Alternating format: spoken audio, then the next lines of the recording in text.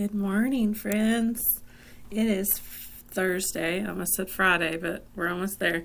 It is Thursday, April the 16th. And today's a pretty special day because today is our last set of notes. This is the last information that I will teach you for trig. So this is the end of our content, and hopefully next week we'll do a chapter test, and then the next week we'll start talking about the finals. So stick with me. We're almost there. That's really just stick with me. So today we want to look at chapter 5, and chapter 5 kind of takes us from real numbers in working with trigonometry and then going to working with complex numbers in terms of trigonometry.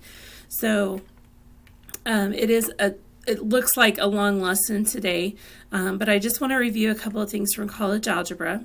Okay, so remember the imaginary unit I is a number such that I squared is equivalent to -1. So the I comes into play when you have a negative underneath a root sign. Okay, and if you remember from college algebra, you had standard form of a complex number, and a complex number is the combination of a real number and an imaginary number. So A plus BI.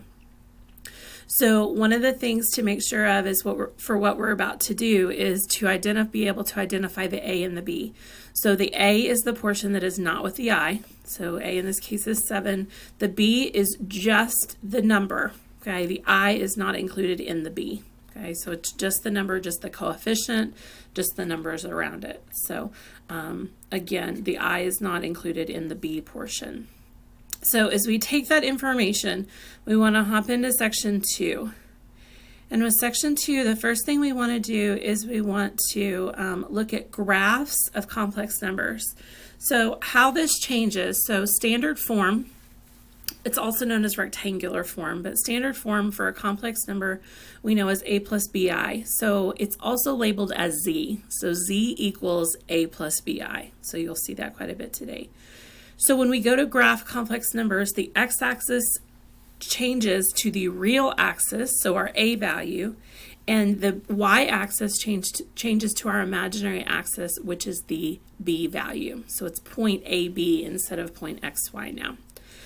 So number 1, so Z1, you're given -2 plus 3I. So that means it's point -2, 3. So it's the same idea as graphing XY. Okay, same idea there, except it's just in a different form. Okay, it just looks different from what you're given. So Z2 is -3 minus 3I. So you have your AB. Okay. Now, if you're given a number that does not have an A or does not have a B, then in this case, I'm not given an A, so A is 0. So I have 0, -5 for point number 3. So to graph complex numbers, you're graphing AB instead of XY, and your imaginary axis and your real axis are going to switch, or are going to become your X and Y. So that's the graph. Okay, so let's set ourselves up to rewrite, so let's apply some trigonometry. Okay, so you're given Z equals A plus BI, so we know that's point AB. Okay, so if we think about that, if we look at that point and we want to find the length of that point, okay, so if you remember in Tuesday when we did vectors, the length of that point is the magnitude. So this is the same process as finding the magnitude of a vector, except now it's called, okay, it has a different name. It's called the absolute value of the complex number. Okay, so it's the absolute value of the complex number. So the absolute value of Z is equal to the absolute value of A plus BI, and it's equal to the square root of A squared plus B squared. So again, it's the same idea, and again, it's based on the Pythagorean theorem. You have your A value, you have your B value, you're wanting to find this length right here. Okay, so again, it's the same idea as magnitude of vectors. It's the same idea as using the Pythagorean theorem. Now, if we change over to in terms of a trig function, okay, a trig function. So first of all, look at our graph. So we have A, we have B. So if we think about this in terms of trig, we've been referring to the hypotenuse as also the radius. Okay, so we can say that the absolute value of z, that length, is also referred to as r. Okay, r is for radius. So we can take, okay, so first of all, let's go down here to the bottom and then we'll go to this side. We can create from this triangle that we're given, A, B, and R, we can create our cosine and sine. So think about right triangle trigonometry. Cosine would be adjacent over hypotenuse, so A over R. Sine would be opposite over hypotenuse, so B over R. And so if you solve for A, solve for B, you get A is R cosine theta, B is R sine theta. Now we're going to take those two values and we're going to create what's called trig form of a complex number. So on the right hand side, so you have A plus BI, which is standard form. Okay. If I substitute in for A as R cosine theta, okay, and I substitute in for B, I move that I up front, I substitute in for B, R sine of theta. Now, if you look at this, they both have an R in common, so if I factor out an R, I'm then left with cosine theta plus I sine theta. And that can be rewritten, cosine plus I sine can be rewritten as CIS of theta. This is cis, CIS of theta. And this is what's known as trig form of a complex number, okay, is CIS of theta, cosine plus I sine. So first of all, what we're going to look at is how to convert back and forth between standard form and trig form, and then vice versa. Okay, so things to remember here, things that cosine, remember cosine is A over R, sine is B over R, and that R, okay, is your square root of A squared plus B squared. So the first one, we want the process for rewriting complex numbers into trig form. So identify A, B, and R. Find your cosine and sine, which I've written those formulas down here for you. Okay. Find the point on the unit circle to get that angle. So once you find your cosine and sine, you have a coordinate. That coordinate should relate or correspond to a special angle. And then rewrite with your R, CIS, and then the angle that you found, theta. Okay, so let's try the first one. So identify your A, B, and R. So A is -4, B is -4, and to create R, substitute into the square root of A squared plus B squared. And you end up getting the square root of 32, and you want to simplify that. Do not change it to a decimal. Okay, you want to simplify it as a root. So it simplifies to 4 root 2. And then create cosine is A over R, sine is B over R. And as you simplify, and you have to rationalize here, you end up getting the point, the coordinate -2, negative root 2 over 2, negative root 2 over 2. So that corresponds to theta is 225 degrees. So if I rewrite this in trig form, I have my R, so Z is equal to R CIS of theta. R CIS of theta.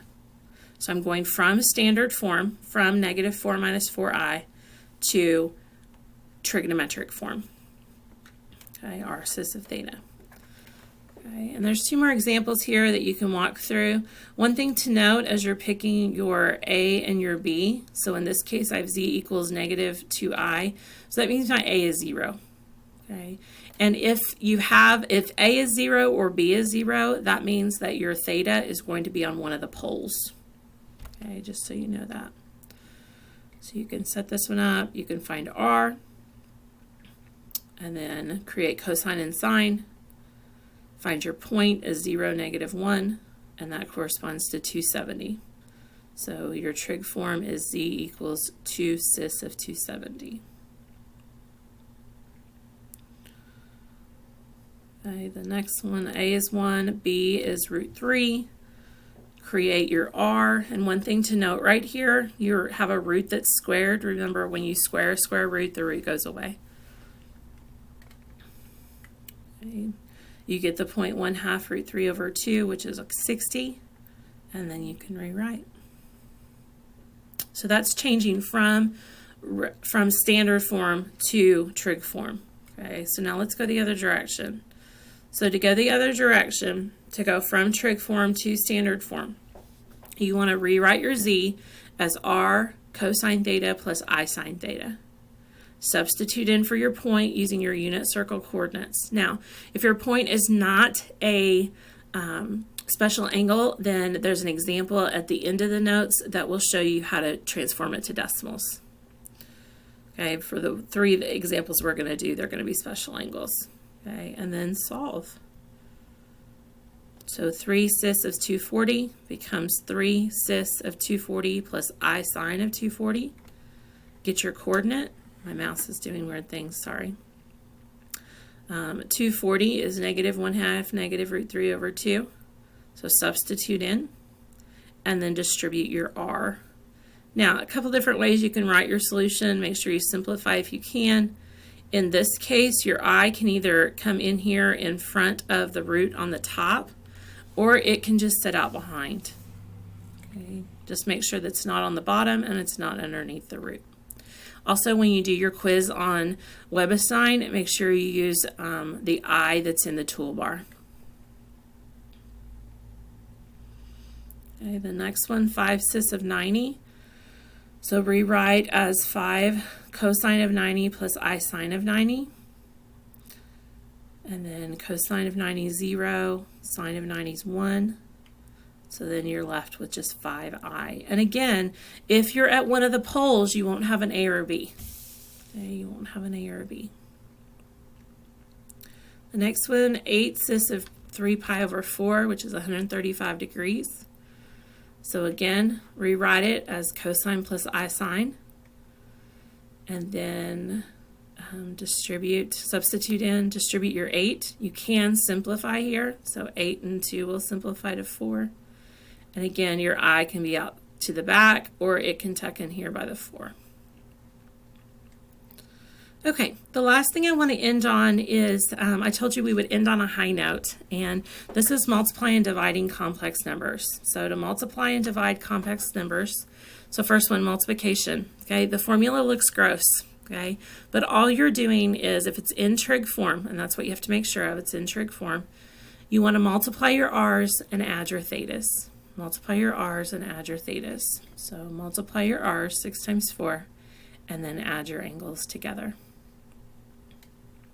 Now, if it asks for standard form, then you want to convert this to standard form. But if it just asks for trig form, this is where you're leaving it. So that one wasn't bad. So if you're multiplying, you multiply your r's, you add your thetas. If you're dividing, you divide your r's and you subtract your thetas. So you get 5 cis of 105. So 15 divided by 3, and then 240 divided by 135. Now remember, this is trig form, and I used this one as an example. Again, if it asks for, on your quiz, it's going to ask for your division in standard form. So number 1, make sure you're reading the directions. Number 2, make sure you're reading the blue underneath the solution box that tells you what form your answer should be in, because we've had problems with that. So the sideways wording says if it's not a special angle, so 105 degrees is not a special angle, then your answer will be in decimal form. So you still rewrite it as cosine plus I sine, except now because 105 is not a special angle, you have to find decimals. So you have the cosine of 105, put that into your calculator, you get negative 0.26, and then the sine of 105 is 0.97.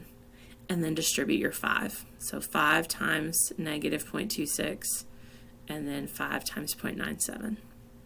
So you get this form. So if it's not a special angle, it will be in decimal form. Okay. So again, we end on a high note.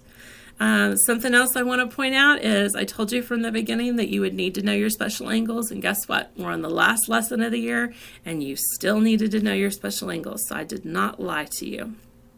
Okay. So 5.2 assignment, you can work on that. Also, there's a quiz in WebAssign for 5.2, what we do today, and it is due tomorrow by midnight. So, okay, congratulations, yay! That's the end of our coursework. So we'll spend the rest of the time reviewing and taking tests, and if you have any questions, please reach out.